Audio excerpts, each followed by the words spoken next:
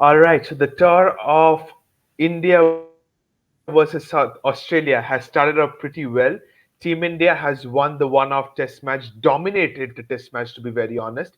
And it's time for the white ball cricket. I have Deepu with me once again and Aryan. I'll start with Aryan because Deepu has given his views in the test matches before as well. Aryan, how was the test performance of Team India?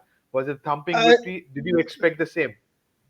I think yes, because the way we won against England, and then we had the confidence and the same ground, same conditions. So Amol and Harmanpreet, Amol Majumdar, they already knew it, and they played to perfection. Good knocks by Samriti and everybody contributing. Deepti Sharma especially with the ball. So it was a great win for India. And now on to the limited overs. Absolutely. And Deepu, before as well in the press conference, before playing them, uh, Alisa Healy had said that if they make a spinning track, we have enough spinners to dominate and defeat them. Did that haunt them basically? Well, we can say that because, if you check the quality also, the overseas spinners are not, accustomed to bowl in those conditions back home. In Australia, they get those flat tracks or, the tracks which suit their seamers. So, yes, it might just have, costed them a bit. And also the fact that Alana King didn't came to the party at all, along with Jess Yeah. Jonathan, which played a very big part because apart their batters were quite brilliant. I mean, to get 260 odd in the third innings in a turning on a turning one-headed wicket. So their batters did a very good job. It's just that the spinners then came into the party, and we won the test match, and now it has made the one-day games and the T20 as more exciting. We all are now more excited to see what the Indian Absolutely. women's have up to. Absolutely. And as Aryan said before, you also said same ground, and it's going to be continued at the Wankhede Stadium. We start with the ODIs first. It's similar kind of team as well. I'll come to Aryan first. Aryan, long wait, and shall we get some runs and big runs from the bat of Shefali Verma at the top? I think yes, because recent series she hasn't been clicking that much. One odd knock here and there. Expecting a lot from her in one days, and then there's Shriyanika Patel, there's Shaika Shak in the team, and Titus Sadhu. So few young faces, but mostly now with the WPL, these two team both player have played against and with each other, so they know their strength in and out. So I think that is going to be interesting, and both teams look very full strength. So it's going to be a very competitive series, I hope. And yeah, anyways, we want India to win, but a competitive series on the cards. Definitely, and like Aryan has said, Deepu, that WPL is there. Players know each other, just like we always discuss about IPL, and players all over the world are knowing each other's weakness and strengths. For you as well, the squad of the ODI doesn't look much of a different, but is this the format you look after a player like Richa Ghosh in the middle order? Well, see, maybe at number six because she is more of a pinch hitter kind of a batter, and also in the test match, also we saw that Yeah. after a few dots she got quite impatient and went for the big shot and unfortunately got out. So maybe it's number six is the slot which the finishers can come in. I mean, six or seven are the slots. Five is too early, given that mostly generally the wicket keepers or the genuine batters bat at number five. So I feel it must be around six or seven, and then we have the Pooja Vastrakar, the Deepti Sharma. You can tong the long ball. So yeah, I think it's maybe around six or seven. Okay. So do you see any spot for Yastika Bhatia maybe at number three, or is it not? Well, being a left-hander, I think there can be a slot because Jemima again you'll bat at number four, or you can just float around with Harman and Jemima. So maybe yes, there can be an possibility that Yastika can come in at number three, and wicket keepers are generally more floater kind of a batters. If she can handle the new ball, if there is a collapse, or if somehow Shefali throws it away, so she can compensate with her innings. So I feel that she can be a prime candidate at number three. Absolutely. And coming to Aryan, he said about the batting order. Going into the bowling, you said about Saika impressing in the WPL. Shall we see a debut for her in the ODIs? I think yes, because she's like the Mukesh Kumar of this women's team. I think He's going to debut in everything right now. With red ball also, and in the white ball also. There are doubts on Sneh Rana. I think you have her, and then you have Shianika Patil, two off spinners. So who are you going to play is going to be question, because then you have Phoebe Litchfield, Beth Mooney, in that Aussie Got a lineup. Finley. Then you have a lot of left-handers in there. In that lineup. Also, that then you have right-handers, so that might work against them. So India need to figure out their playing 11, but pretty much settled, as you said, Shefali. Then it's pretty much settled, and only I think the 8 7 8 spot of the all rounder, that is where the question will come. Otherwise, they are pretty settled. Okay, and going on to the visitors this time, Deepu, you said during the test matches that they'll miss the services of Meg Lanning. I think that is a vital point. They did miss the services of Meg Lanning out there. Going to the ODIs, they still have a decent squad. Beth Mooney expected to bat at the top of the order.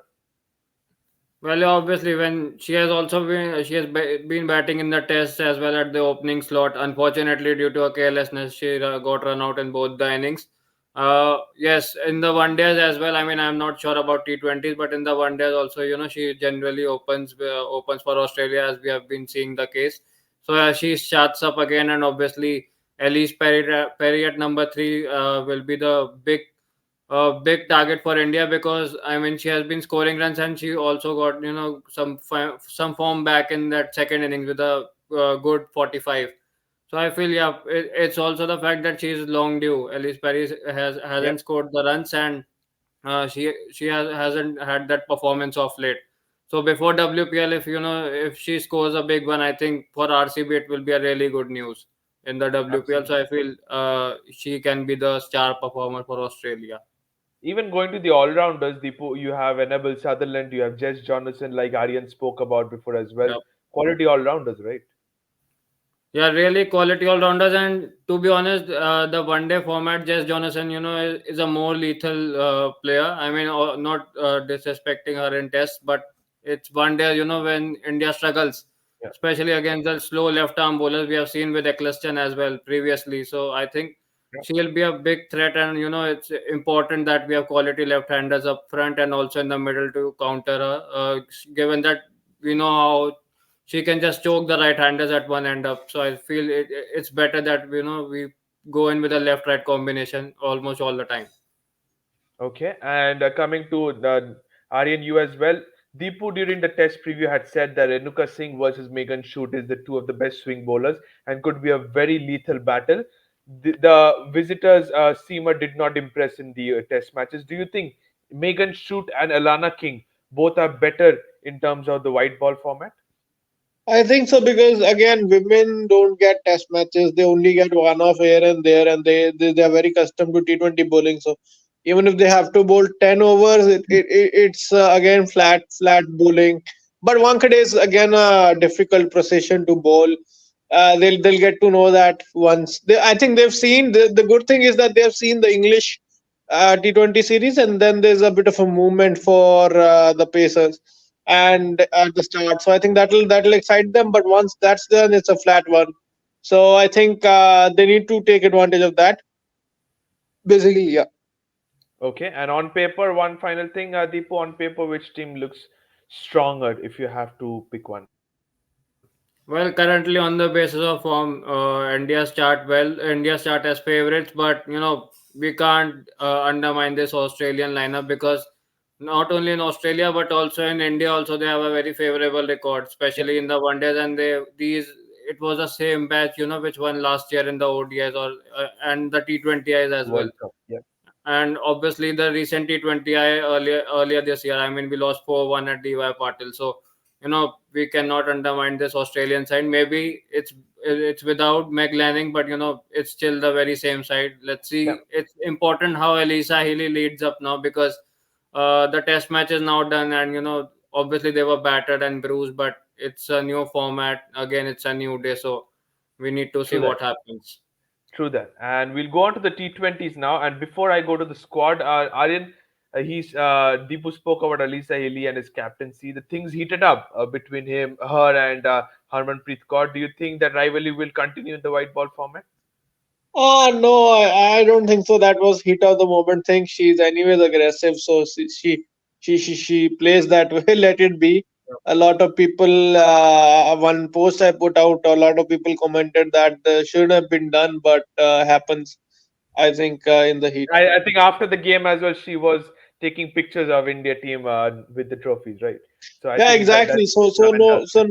no hate off the field. I mean, both teams are Absolutely. quality teams. Yeah.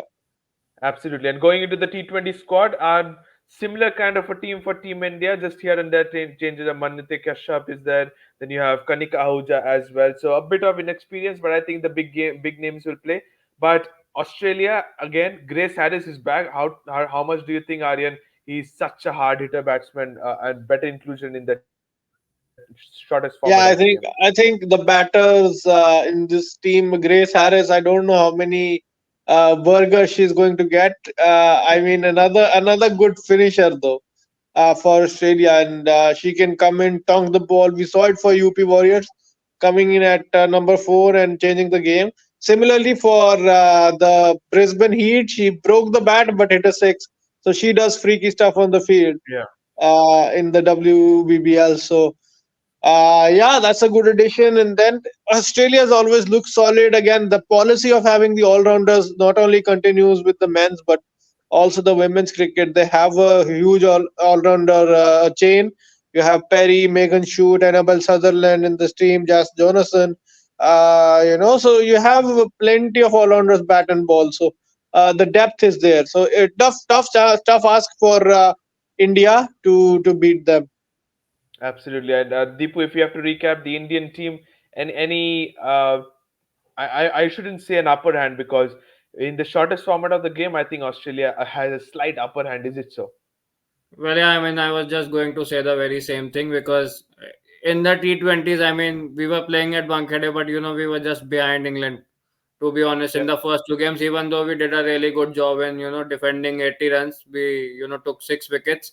But yes, given the fact we are still a little bit behind in T20s, and obviously the form of Renika Singh will be the concern because she is the prime bowler. If the power plays are to be concerned, that swing Definitely. bowling of hers will help us a lot because she's more kind of a Deepak Char kind of a bowler. Who will Yeah. get us the crucial wickets up front. And this Australian side, if once their batters get settled, especially the top three, it's no looking back. They're gonna smash you out of the ground until the final ball is bowled. So I think True that. Australia start as favorites in the T20s. They are slightly above us, and given the fact we also get to choke in the crucial stages, we have seen in the Commonwealth Games as well last year. So even though it's a different captain, but the team is same. So I feel Australia will be a very hard opponent if the T20s are concerned. One day, I think we can, still think that India can win. Okay, agreed with that. I think as somewhat you have summed up the things. Going to the schedule, as Deepu said, once again we're going to play at the DY Patil Stadium, the T20 games in the new year. But in the ODIs, we are going to play at the Wankhede Stadium. So I don't think so. There are quite a few. There are a lot of pitches in Wankhede, but I think one or two will be used tracks. Aryan, what's your take on Wankhede? Do you think it will be a belter, or as it's an ODI game, do you think spinners will definitely come into play?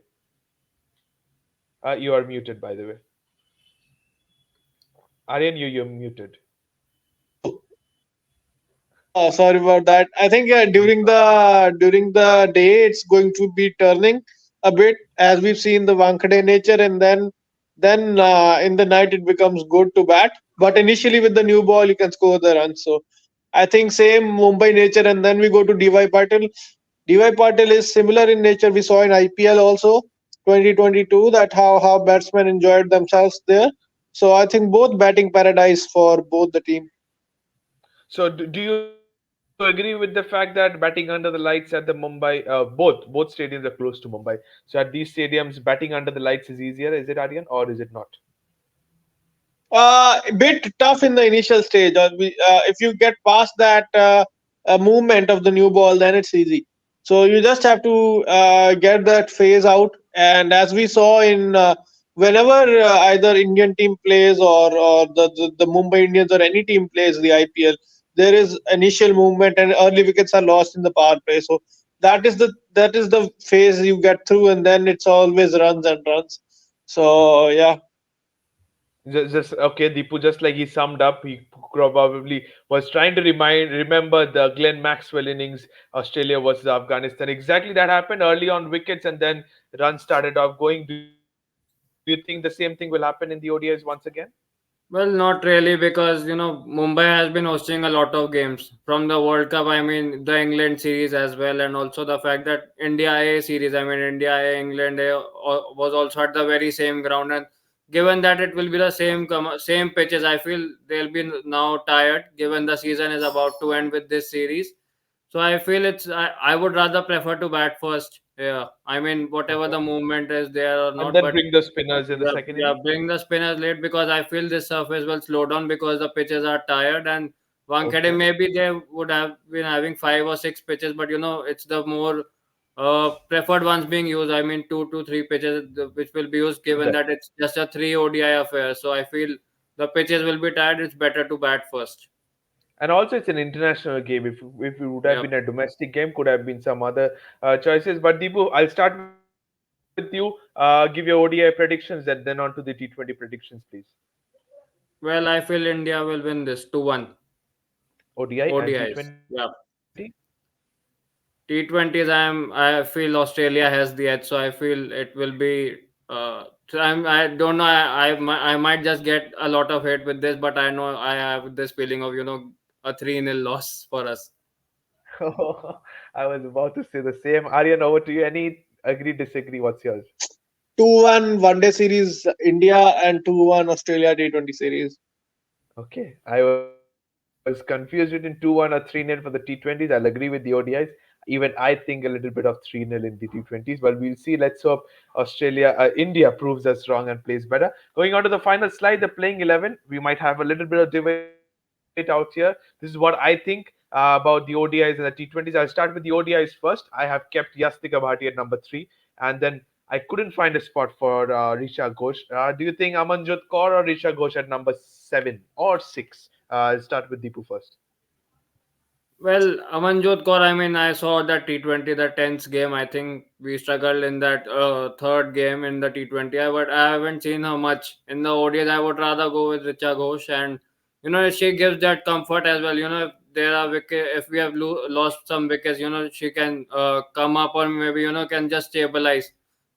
She can play that game. Amanjot Kaur, I haven't seen much.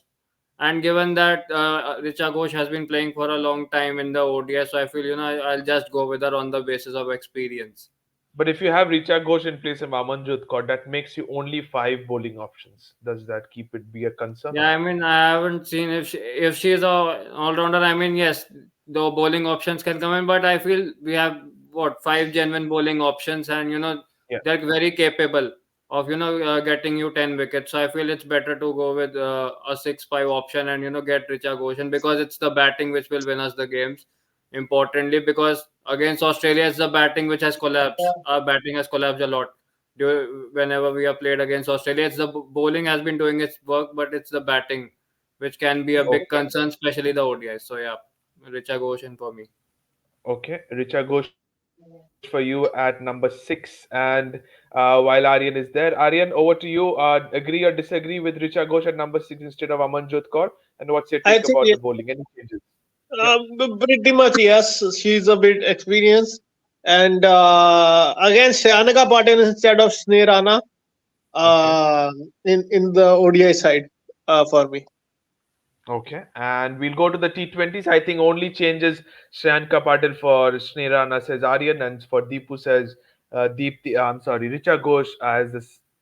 Is he a batsman or is he a wicket keeper? Who would be behind the stumps also, Deepu? For one days or for T20s? For one days?